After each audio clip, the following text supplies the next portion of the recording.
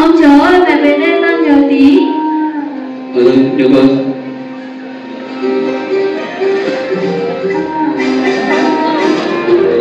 Ơi, mấy năm rồi mà sao cái bụng mày vẫn chưa to lên thế hả?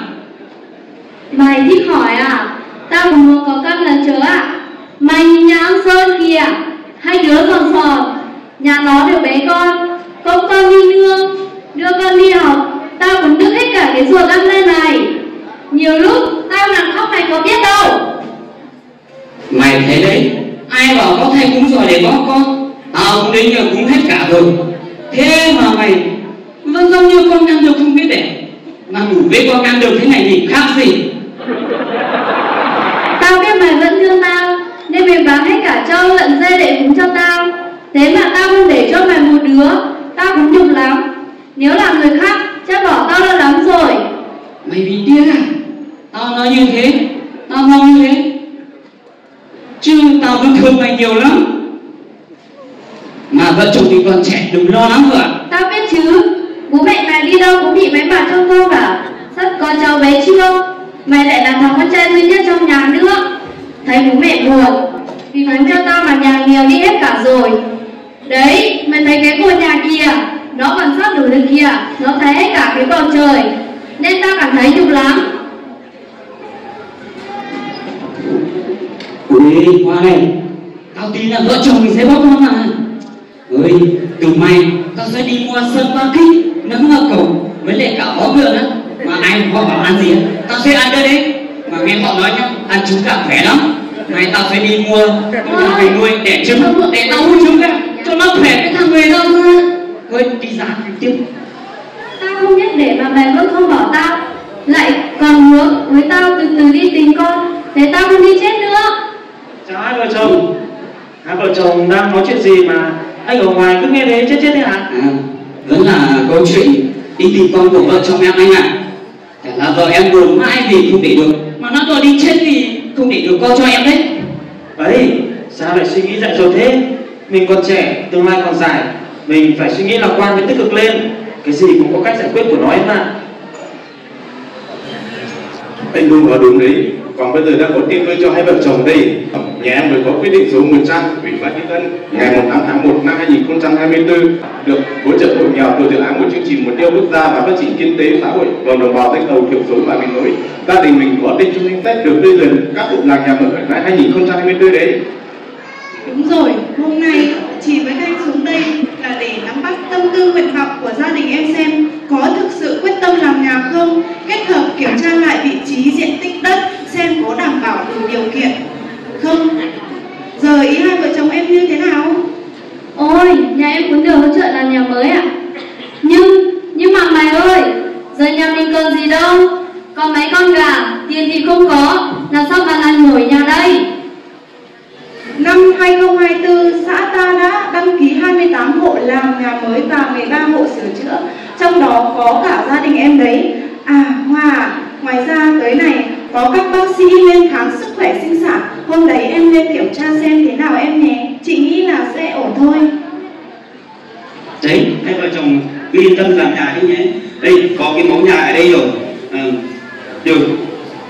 Đầu tư, tổng mức đầu tư là 44 triệu đồng từ chương trình mục tiêu quốc gia của Thủ tướng Chính phủ từ 1719 đây, và cái quyết định 100 của Ủy ban nhân dân huyện về danh sách phê duyệt làm nhà ở trên địa bàn huyện Xí Mần bên giảm nghèo bền vững giai đoạn 2021-2025. Đấy, đây làm nhà mới là được đầu tư 40 triệu đồng từ ngân sách trung ương và 4 triệu đồng là từ ngân sách địa phương. Hai vợ chồng cứ yên tâm là làm nhà nhé. Còn về dựa chơi nhà ở thì mỗi nhà được hỗ trợ 22 triệu đến năm 2024 đến thời điểm hiện tại. Cả hai loại nhà xã ta đã giải ngân được hơn 70% rồi. Vậy thì cháu suy nghĩ làm nhà mới nhất. Ui, được hỗ trợ hẳn 44 triệu cả. Hay là mình quyết tâm làm nhà đến nhà vợ nhỉ? Làm sao làm nổi mày ơi, giờ nhà mình còn tiền đâu, 44 triệu không làm nổi một cái nhà thế đâu.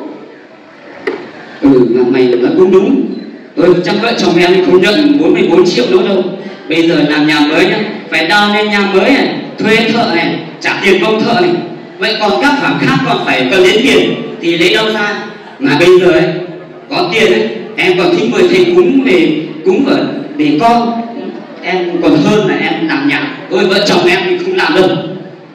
Này, chờ à, việc hai bạn mong muốn có con, đó là điều chúng tôi rất chia sẻ. Tuy nhiên, không vì thế mà hai bạn tin vào thầy cú và thầy mo.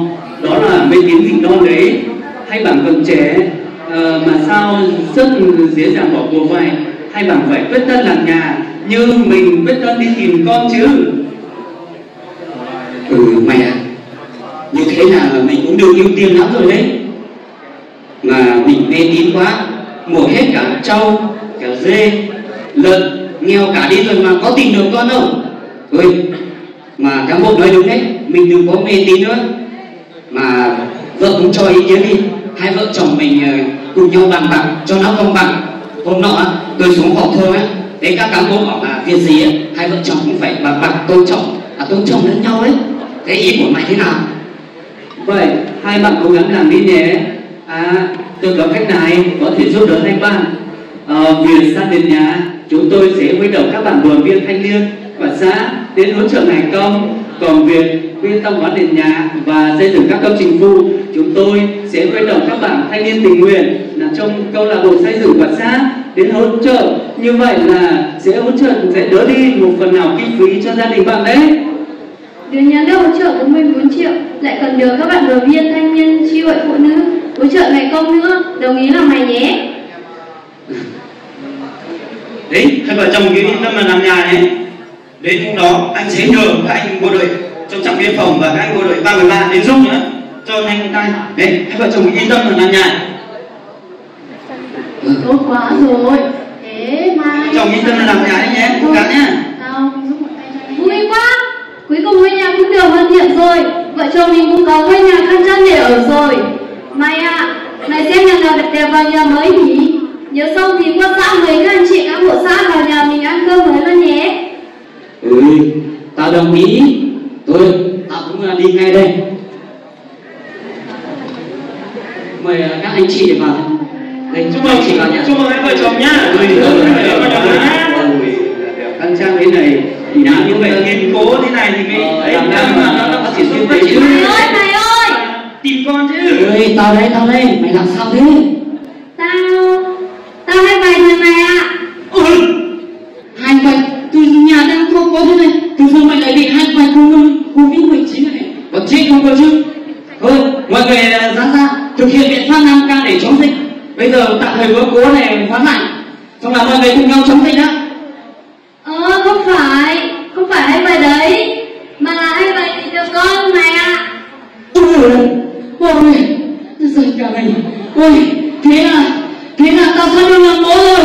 Thế là nhà mình được nhà mua nhà con rồi. Chúc mừng các cháu, chúc mừng các cháu.